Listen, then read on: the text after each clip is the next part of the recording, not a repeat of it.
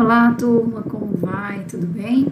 Eu sou a professora Natália Saraiva, professora da disciplina Enfermagem na Saúde da Criança e do Adolescente, no curso técnico de enfermagem da Escola Técnica de Saúde da Universidade Federal da Paraíba.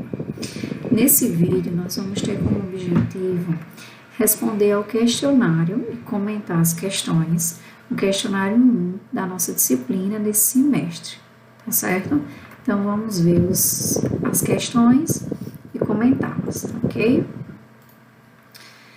Na questão 1, nós temos, durante a aspiração das vias aéreas, o RN, no caso recém-nascido, deve estar em posição semi-Fowler. Aspire delicadamente primeiro a boca e depois o nariz. E aí, o que é que vocês acham? Numa questão, a gente sempre tem que observar todos os trechos dela. Então, ela primeiro vai trazer uma oração e depois uma segunda. Eu vou analisar cada uma delas. Então, a gente está falando aí dos cuidados ao recém-nascido, no momento da aspiração.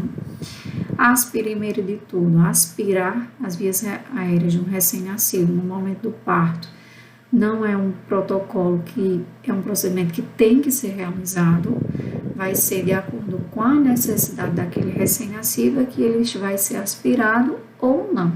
Então, não tem essa obrigatoriedade, tá?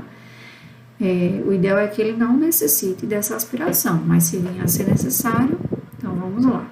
Então, durante a aspiração das vias aéreas, o RN ele deve estar em posição semi-Fowler.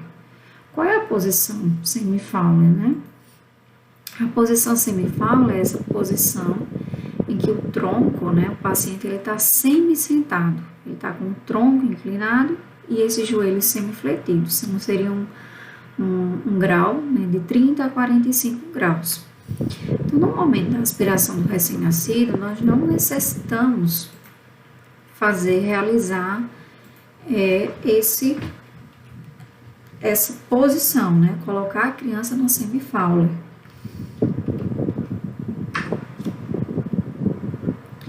Então, a criança ela vai ficar na posição dorsal. Eu posso ligeiramente, então deve se posicionar o recém-nascido de decúbito dorsal com o pescoço ligeiramente estendido. Mas eu não preciso realmente elevar essa criança numa angulação de 30 a 45 graus, deixando ela quase sentada. Ela vai ficar na posição dorsal. E realmente a aspiração ela pode ser feita com o bulbo, como está aqui na foto, ou pode se fazer com o uso de uma sonda. E essa sonda é a aspiração número 8 ou número 10. E o procedimento, de fato, a ordem é primeiro aspirar a boca do recém-nascido, movimentos suaves, e depois aspirar delicadamente o nariz. Então, diante do que nós vimos nessa questão, nós podemos responder que durante a aspiração das vias aéreas, o recém-nascido ele deve estar na posição dorsal. E aí a segunda oração, aspire delicadamente primeiro a boca e depois o nariz. Aí sim, aí está ok. Mas como a questão trazia posição semi-Fowler, então essa questão ela nós vamos elencar como toda a frase, devido a esse trecho, nós vamos dizer que existe algum item falso nela, então marcar o falso.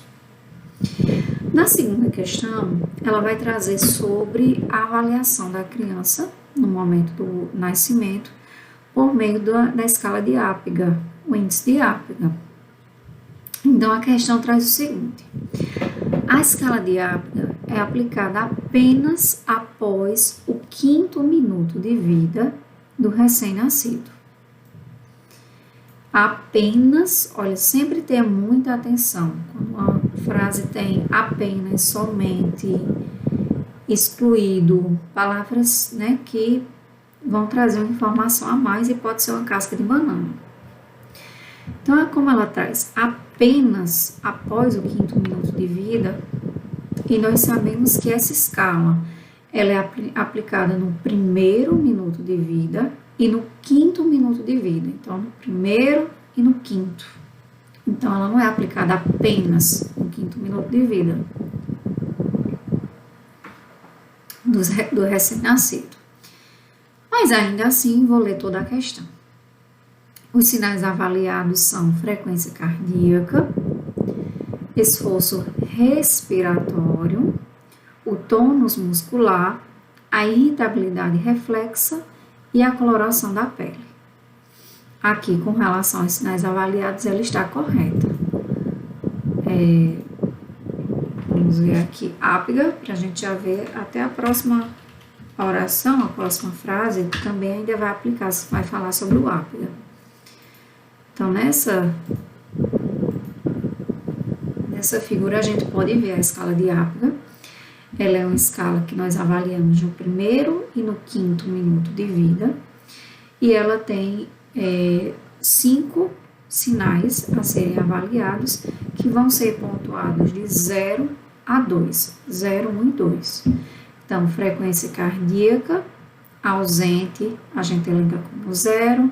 Abaixo de 100 batimentos por minuto é 1, maior que 100 batimentos por minuto é 2. Respiração ausente, 0, então tudo que for ausente, ou flácido ou a coloração azul é 0. Aquele estágio intermediário, que seria uma respiração lenta e irregular, um tônus muscular só com alguma flexão, mas não tem um movimento ativo, uma irritabilidade reflexa em que ao toque, uma tentativa de verificação dos reflexos neurológicos, a criança apresenta uma careta, mas não é um reflexo tão bom quanto seria se fosse um tosse, um espirro ou um choro. E na coloração, se ele está azulzinho, está com coloração azulada ou pálido, elenca-se como 0. Se o corpo está rosado e as extremidades azuis, elenca-se como 1. E se ele estiver completamente rosado, elenca-se como 2. Então, o que a gente vai notar? Na avaliação de uma criança recém-nascido, nós vamos ter os parâmetros variando de 0 a 2 para cada um dos sinais. Como nós temos 5 sinais, então nós podemos ter uma criança que vai somar 2 mais 2, 4, 6, 8, 9, 10. Então, o ápiga vai variar. Uma criança que elencar 2 para os 5 sinais, ápiga 10. A criança que, porventura, elencar 0 para os 5 sinais, ápiga 0.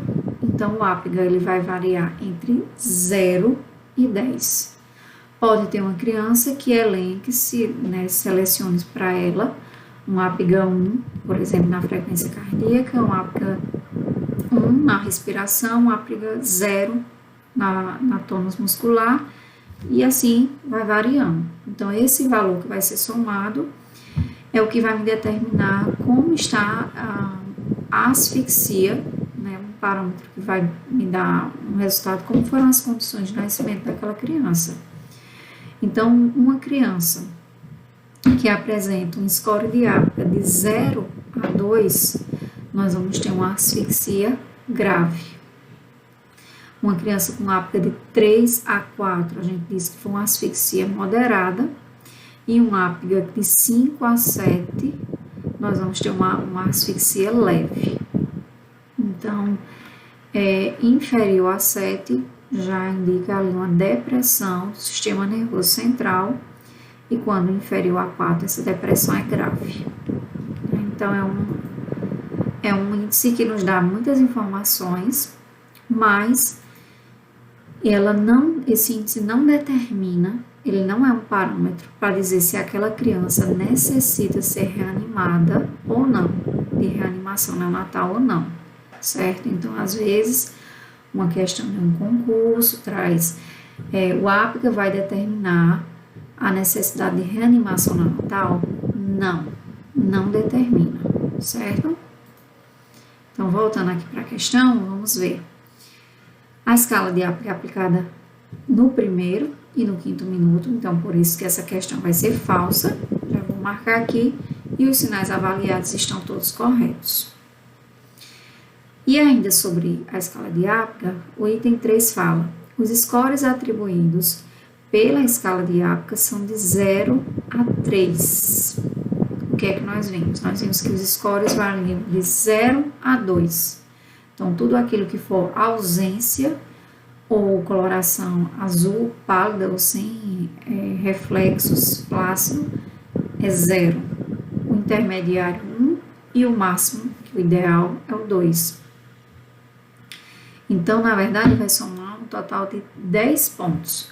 O Apgar vai variar de 0 a 10, ok? Então, por esse motivo, essa alternativa também está falsa. Continuando aqui na quarta questão, nós temos: deve-se realizar o clampeamento do cordão umbilical entre 1 a 5 minutos, ou de forma fisiológica, quando cessar a pulsação, exceto se houver exceto, tá vendo? Sempre prestando atenção em algumas palavras, em alguns termos que podem modificar, porque até agora a questão ela vem correta. Mas vamos ver esse exceto. Exceto se houver alguma contraindicação em relação ao cordão ou necessidade de reanimação neonatal. Essa alternativa ela é verdadeira. Realmente, a recomendação hoje das práticas de humanização na assistência ao parto, né, ao recém-nascido, ela se dá em, sim, permitir, né, que o corte do cordão umbilical, ele não seja imediato. Assim, nasceu, já cortou. Você pode esperar entre 1 a 5 minutos ou até que cesse, né, essa pulsação. E aí são minutos importantíssimos, inclusive para que esse bebê ele receba uma fonte adequada de ferro, o que vai prevenir que ele tenha, né, nesses primeiros meses, no primeiro ano de vida. Isso ajuda, né, na prevenção da anemia ferropriva. Então, essa aqui é a condição ideal, mas se por um acaso tiver alguma contraindicação, por algum motivo desse cordão, ou o bebê está necessitando de uma reanimação neonatal, realiza-se o corte imediato, tá? Então, por isso que a questão é verdadeira. Na questão 5, deve-se observar o coto umbilical, atentando-se para a presença de 2 veias e uma artéria. Vamos ver aqui o coto. Aqui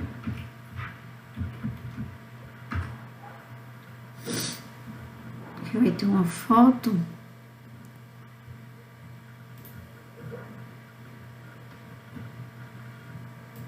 Aqui o corte, né?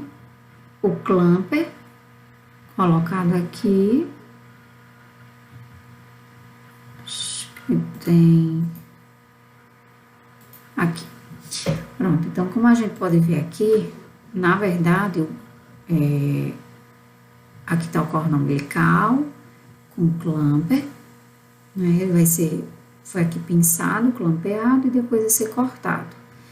E aí a gente vai observar que o coto umbilical, ele na verdade tem 2 artérias umbilicais e uma veia umbilical. Tá vendo? Aqui é uma veia e 2 artérias. Então, por esse motivo, aquela alternativa, ele dizia que tinha-se 2 veias e uma artéria. Então, essa alternativa está falsa. Na questão 6, tem-se o recém-nascido tem um sistema de regulação térmica imaturo. Isso é verdade. Por esse motivo, o berço aquecido olha a palavra, só deve ser utilizado em recém-nascido cujo índice de Apgar foi inferior a 7 no 5º minuto de vida.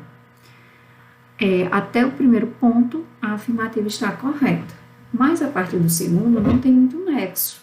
Dizer que o berço aquecido só deve ser utilizado, ele pode ser utilizado em qualquer recém-nascido, em que naquele momento do parto, nota-se que é interessante o bebê ele ir para ser aquecido no berço. Ele pode ir, né, para o contato pele a pele com a mãe, como também imediatamente após esse contato, ou por alguma situação em que ele vai necessitar ir diretamente para o berço, pode ser de imediato. Não precisa ser só, deve ser utilizado naquele bebê que tem um índice inferior a 7, pode ser um bebê com um APGA acima de 7, e não tem essa recomendação de ser só lá no 5º minuto de vida, pode ser imediatamente após o nascimento.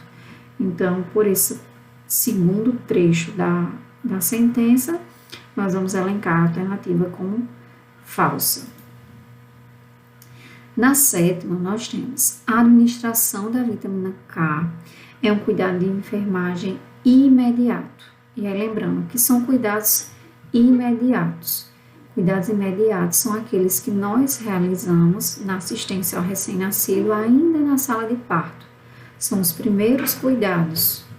Então, os cuidados mediatos já são cuidados que são realizados fora, né, da sala de parto, que eles não necessitam de ser realizados ali naqueles primeiros minutos após o nascimento. Então, de fato, a administração da vitamina K é um cuidado de enfermagem imediato ao recém-nascido. O recém-nascido, ele tem uma quantidade bastante reduzida dessa vitamina.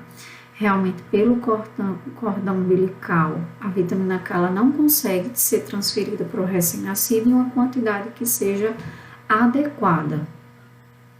Esse recém-nascido, ele vai receber essa vitamina K, por exemplo, por meio do leite materno, uma fonte importantíssima, mas para se evitar uma doença hemorrágica do recém-nascido, em que esse bebê é uma situação rara, mas que pode acontecer nos primeiros dias de vida, em que devido a essa deficiência de vitamina K, o bebê ele pode facilmente ter situações de hemorragia interna.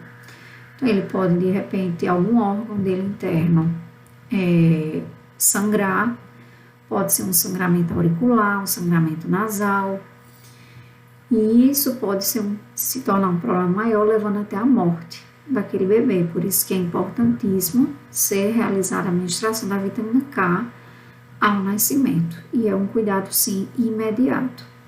Aí completa aqui a frase: ainda na sala de parto, deve ser administrada por via intramuscular, na dose única de 1 miligrama. E a administração é justamente no vasto lateral da coxa. Ela é realmente nessa dosagem, né, de 1 miligrama. Pode ser feita por via oral, mas vão ser várias doses, então acaba que o bebê, para ter a garantia que o bebê ia receber todas as doses, ele teria que ficar mais dias no hospital.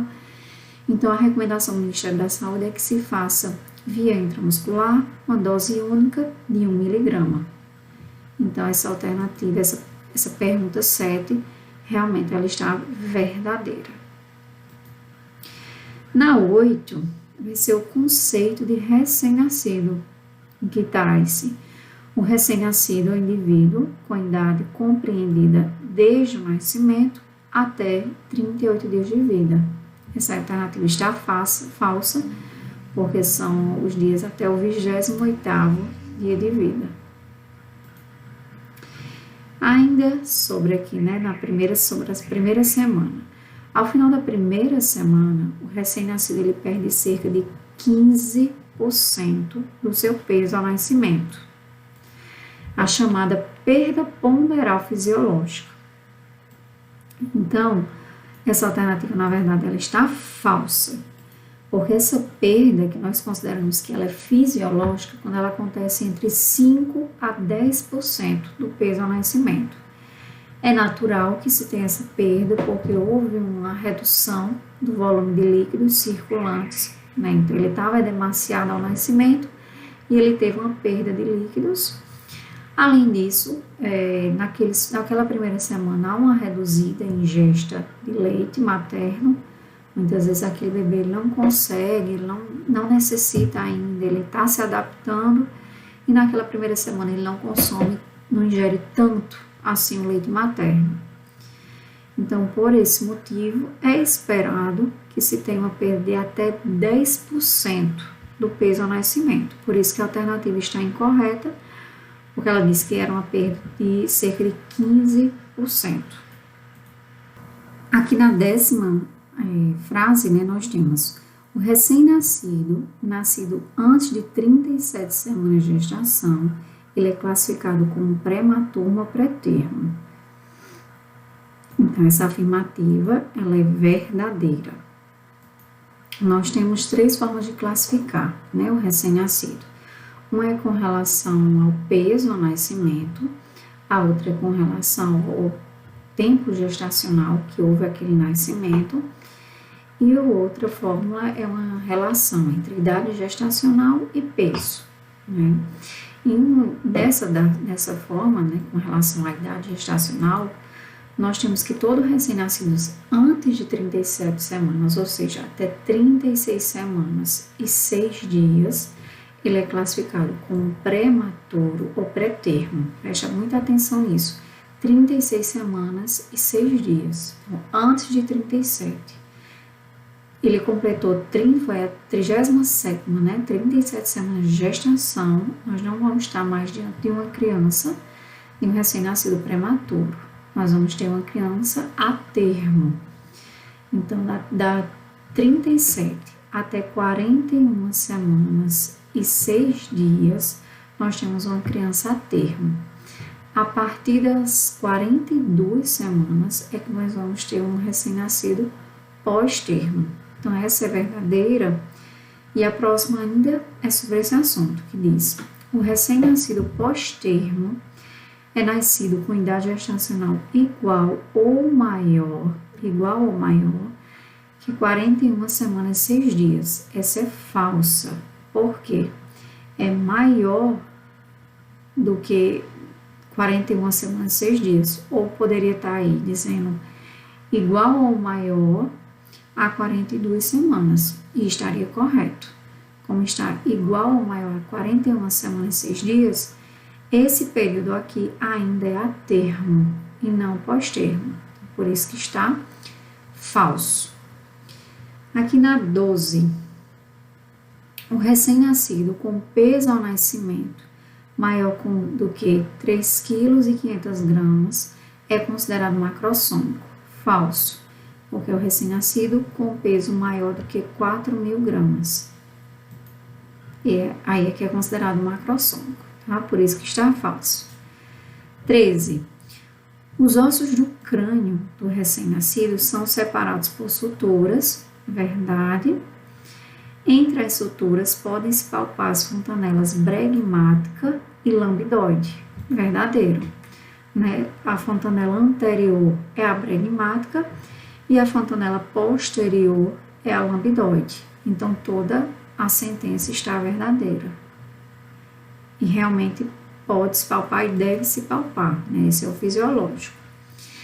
Na 14, a fontanela bregmática, que é a anterior, localiza-se anteriormente, correto, e normalmente ela fecha-se depois que a lambidoide. E aí, gente? Essa alternativa está verdadeira. A lambidoide, que é posterior, ela se deve fechar aí por volta do 2º aos 6 meses de vida do recém-nascido. Enquanto que a bregmática, ela pode se fechar dos 18 aos 24 meses. Então, tá correto. 15. Fontanelas deprimidas sugerem que a criança está desidratada. Então, se eu for palpar e eu ver que ela está deprimida, é uma sugestão que aquela criança está com desidratação. É verdadeira. Elas devem estar planas, né? Então, se elas estiverem deprimidas, desidratação, e se elas estiverem abauladas ou protuberantes, né? Abauladas e protuberantes é a mesma coisa. A gente diz que pode ser algumas situações, pode ser um aumento da pressão intracraniana, pode ser câncer, pode ser hidrocefalia, pode ser também uma meningite. Então, a alternativa está correta. Agora aqui na 16. No teste do olhinho é avaliado o reflexo vermelho. A ausência de reflexo em um ou em ambos os olhos, é uma condição que necessita de uma avaliação de um oftalmologista. Verdadeiro. 17. A respiração do recém-nascido é pelo nariz e de movimento abdominal. Então, essa alternativa também é verdadeira. É uma respiração predominantemente realmente pelo nariz e predominantemente diafragmática, o movimento onde a gente vai ver a frequência respiratória da criança é pela barriga, certo? Então, por isso que ela está verdadeira. Aqui na 18, o lanungo ou lanugem é uma substância esbranquiçada e gordurosa que tem por função proteger a pele e prevenir a perda excessiva de calor. Então, esse conceito, na verdade, não é do lanugo ou lanugem. Esse conceito, aqui, substância esbranquiçada e gordurosa que tem por função proteger a pele e prevenir a perda excessiva de calor, é do vernix caseoso, que é uma substância em que a criança ela nasce com o vernix. Aqui o teste do olhinho, ó, que a gente pode ver a ausência de reflexo em um dos olhos, né, ou aqui duvidoso no olho direito, é que necessita de uma avaliação de um oftalmologista pediátrico, né. Então, aqui o vernix, essa substância aqui, né, esbranquiçada, as recomendações mais atuais determinam que não necessita fazer a remoção mesmo, forçar a retirada desse vernix. O banho ele pode até esperar algumas horas, não precisa ser de imediato o banho desse recém-nascido, porque é uma substância que tem essa função de proteção, né? Protege a pele e protege que o bebê perca calor, que a gente viu que ele tem um sistema térmico muito imaturo, né? E aí, na verdade, o lanugem ou lanugo vão ser esses pelos finos, né? E que desaparece por volta aí da 32ª semana de vida. Então, um bebezinho por volta aí de 7 a 8 meses é que ele vai perder esses pelos fininhos. Por isso que essa alternativa está falsa. A 19. Em recém-nascidos, o diâmetro da cabeça é 1 a 2 centímetros maior que a circunferência do tórax. E essa alternativa ela é verdadeira, certo? A gente observa que o recém-nascido ele tem esse tamanho de cabeça maior comparado ao tórax, né, ao resto do corpo. E com o passar dos meses, essa relação ela vai se inverter. A cabeça não vai crescer mais tanto, né, vai estabilizar, e o tórax é que vai aumentar. Então, por enquanto, no recém-nascido, sim, a cabeça é maior do que o tórax, e cerca de 1 a 2 centímetros, tá? E a 20ª traz: a Sociedade Brasileira de Pediatria recomenda, ó, quem é que recomenda? A Sociedade Brasileira de Pediatria, tá? Recomenda a utilização de povidona a 2,5%, um colírio, ou a pomada de eritromicina a 0,5%, ou ainda, como alternativa, a tetraciclina a 1%, para a realização da profilaxia da oftalmia neonatal. Essa resposta ela está verdadeira, tá? Então, acerto 100%, tá? Então, é isso, gente. Se vocês tiverem dúvidas, né, podem enviar as questões e, enfim, podemos discutir outros aspectos com relação à saúde do recém-nascido e os cuidados que são necessários, né, os cuidados imediatos, que são aqueles que acontecem na sala de parto, e os cuidados imediatos que acontecem minutos, horas depois do nascimento. Tá ok? Então, um grande abraço e até mais. Tchau, tchau.